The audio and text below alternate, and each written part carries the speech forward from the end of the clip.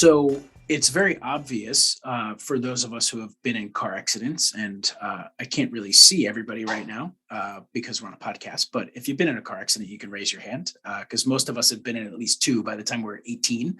And I think I might have made that statistic up, but everybody gets in a car accident, and it happens early, and it's very obvious to get a physical trauma, right? Every time you get hit, you're getting a whiplash, your body hurts, your physical body hurts. But I think what's majorly overlooked is the emotional consequence of how that trauma gets stuck in the body. Now, when you think about, okay, I got in a car accident, I'm now afraid to get back in my car, or I'm afraid to get on the highway. I'm afraid to get basically that happens to a lot of people where they get in this traumatic accident. Maybe they heal from their whiplash. Let's say they get a whiplash in their neck and they heal and they feel better in their neck, yet they're still afraid to get in the car.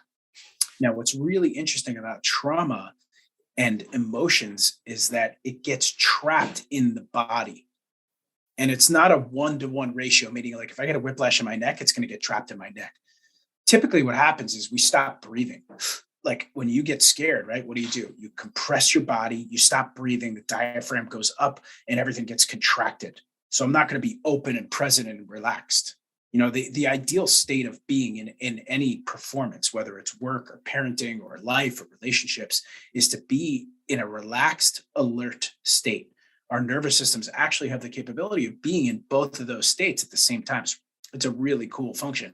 However, it requires healing of trauma of where it's trapped in the body in order to get into that state and have it be a normal state of flow for you to be more creative and connected and socially engaged. So a lot of the work that can be done, it's just the important piece here. I can't really get into the full details of how to heal that trauma, but understanding that we go through emotional trauma and that it gets trapped in the body cannot be overlooked. So I do believe that there's an important component to getting what's known as somatic psychology or body up type therapies. Most psychotherapy is brain down, where you're doing talk therapies. So it's hard to really dive into where the traumas exist in our body. Now, for those of you who are connecting here, what becomes really interesting is that our bodies tell us whether we're in a safe or threatening situation before it actually happens in our brains. Especially, women tend to have a better intuition, especially because men are creepy.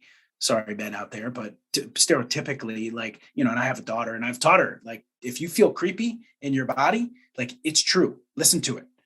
So if you're feeling that you have a fear to get back into your car and go drive like you normally would, that's a telltale sign that there's an emotional trauma that's stuck in your body. So you can seek.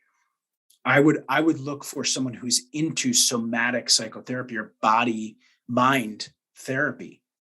So, and this is not even the woo woo stuff. This is more. I like the woo woo stuff, but because I think it's powerful and it has a lot more time test, because a lot of these things have been around for thousands of years before modern medicine and before chiropractic, before physical therapy, before surgery, and all these things. So, again, pay attention to those signs of yourself. Like, is your body saying, no, don't get back in the car?